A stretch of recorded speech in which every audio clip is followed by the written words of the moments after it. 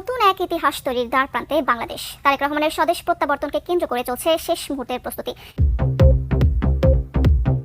বৃহস্পতিবার ফিরছেন তারেক রহমান, জোরে সোরে চলছে বিএনপির প্রস্তুতি। 25 তারিখে ইনশাআল্লাহ আপনাদের দয়া আল্লাহর রহমতে আমি দেশে ফিরে যাব। আগামীতে বাংলাদেশের পট ভূমিকা চেঞ্জ করা হবে আমাদের নেতা জনাব তারেক রহমানের মাধ্যমে। আমরা সবাই একত্রিত হতে পারছি, তারেক রহমানকে সচক্ষে দেখব সরাসরি, এটাই আমাদের কাছে বড় আনন্দের বিষয়। তার নেতৃত্বে বাংলাদেশের জনগণের পাশে আছি এবং স্বৈরাচার মুক্ত বাংলাদেশ গর্ব। ও সাহস থাকলে আসে না কেন বাংলাদেশে? একের পর এক মামলা আর সাজার রায় দিয়ে দেশে ফেরার পথ বন্ধ করে দেওয়া হয় বিএনপির ভারপ্রাপ্ত চেয়ারম্যান তারেক রহমানের। এর মধ্যেই গুরুতর অসুস্থ হয়ে পড়েন তার মা খালেদা জিয়া। সীমান্তে কেন হঠাৎ নতুন সেনা ঘাঁটি বসাচ্ছে ভারত?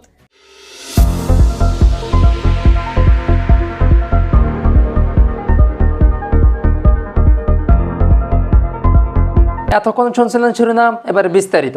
যারা চ্যানেলটি সাবস্ক্রাইব করেন না, চ্যানেলটি সাবস্ক্রাইব করে দিবেন। কথা না বাড়িয়ে চলুন আমরা সকালে স্ক্রিনে চলে যাই।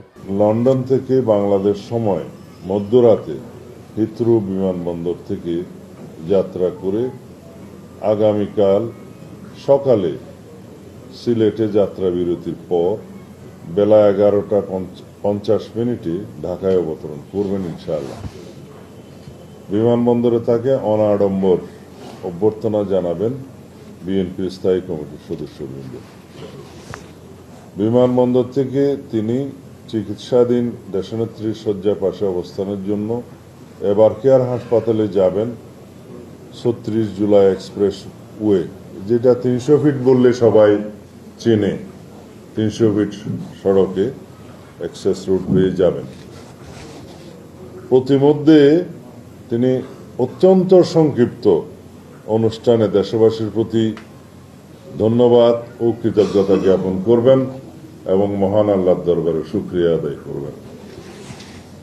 আমরা জানি আমাদের শত চেষ্টায়ও প্রিয় নেতাকে একবার দেখার দুর্নিবার আকর্ষণে 17 বছর ধরে অপেক্ষমান দেশের সকল প্রান্ত থেকে আসা লক্ষ লক্ষ জনতার রাজধানীমুখী জনস্রোত প্রশমনের সাধ্য আমাদের নেই। আমরা নিশ্চিত ইনশাআল্লাহ আগামীকাল বাংলাদেশ তার ইতিহাসের বৃহত্তম জনসমাবেশ সাক্ষী হতে চলছে। সেই ইতিহাস দৃষ্টান্ত হয়ে থাকবে এই সুবিশাল আয়োজন নিশ্চিদ্র বা ত্রুটিহীন করা আমাদের এই ক্ষুদ্র কমিটি, এমনকি বৃহৎ দলের পক্ষেও সম্ভব নয়। তারপরেও আমাদের স্বনির্বন্ধ অনুরোধ থাকবে স্বতঃস্ফূর্ত নেতা কর্মী সমর্থক ও শুভানুধ্যায়ীদের প্রতি আপনারা সর্বোচ্চ ধৈর্য ও শৃঙ্খলার পরিচয় দিতে প্রমাণ করুন আপনারা আমাদের প্রিয় নেতাকে কতটা গভীর ভালোবাসায় অভিষিক্ত করতে সক্ষম। 26 তারিখ শুক্রবার বাদ জুম্মা তিনি বাসভবন থেকে রওনা হয়ে প্রথমে শহীদ জিয়ার মাজার জিয়ারত করবেন এবং সেখান থেকে জাতীয় স্মৃতিসৌধে তিনি শ্রদ্ধা জ্ঞাপন করতে যাবেন। এটা 26 তারিখ। 27 তারিখের প্রোগ্রাম আপনারা পরে জানবেন। সেদিন অন্যান্য অনুষ্ঠানের মধ্যে আমি শুধু আপনাদেরকে আগাম টাইমিং ছাড়া এখন বলতে পারি যে আমাদের সেদিনের অনুষ্ঠানের মধ্যে 27 তারিখে তিনি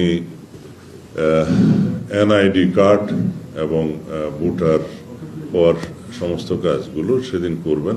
এরপরে শহীদ উসমান হাদির কবর জিয়ারত করবেন এবং যাওয়ার পথে তিনি পঙ্গু হাসপাতালে জুলাই অভ্যুত্থানের যে কর্মসূচি, পঙ্গু হাসপাতালে যাওয়া, তাদেরকে দেখতে যাওয়া সেটা, এবং এরপর আরেকটি অনুষ্ঠান হবে, সেটা এখনো আমরা বিস্তারিত ঠিক করিনি, আপনাদেরকে যথাসময়ে জানাবো।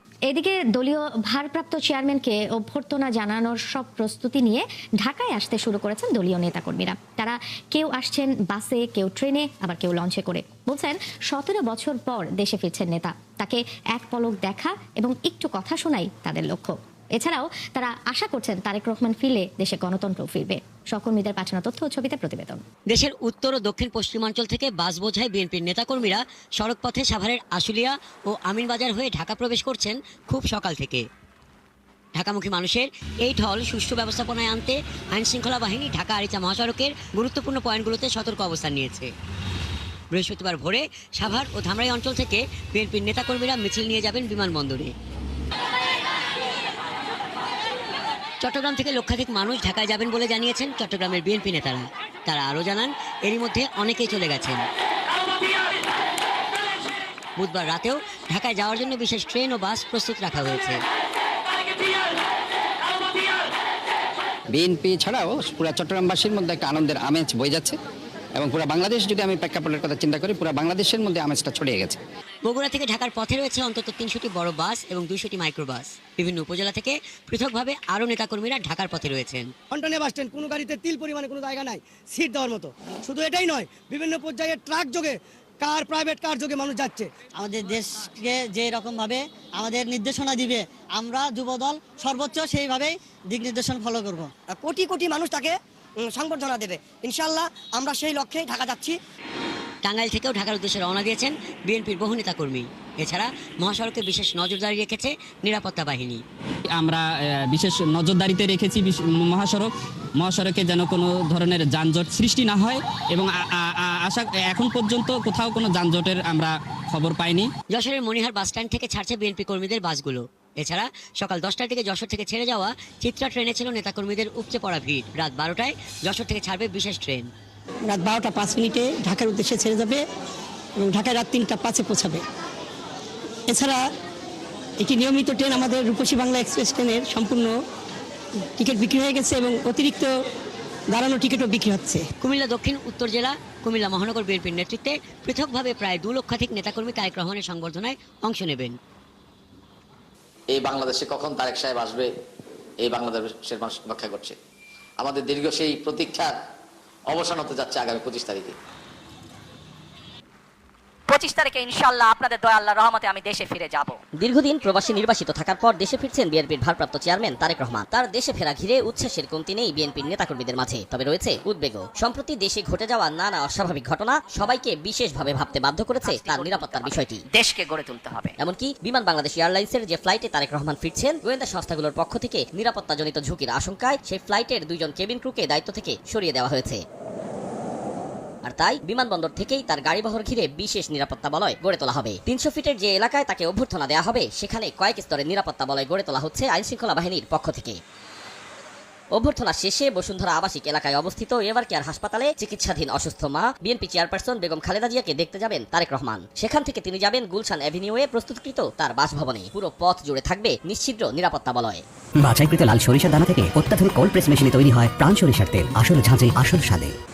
আইনশৃঙ্খলা রক্ষাকারী বাহিনীর সূত্র মতে 25 ডিসেম্বর তারেক রহমানের যাতায়াতের রুট জুড়ে প্রতিটি থানা এলাকায় নিরাপত্তা ব্যবস্থা জোরদার এবং বিশেষ এসকর্ট সহ একাধিক চেকপোস্ট থাকবে। গুলশান, বনানী ও বাড়িধারা এলাকায় অন্তত 9টি চেকপোস্ট ইতোমধ্যে চালু আছে। তারেক রহমানের আগমনের আগে চেকপোস্টের সংখ্যা আরও বাড়ানো হতে পারে বলে জানা গেছে।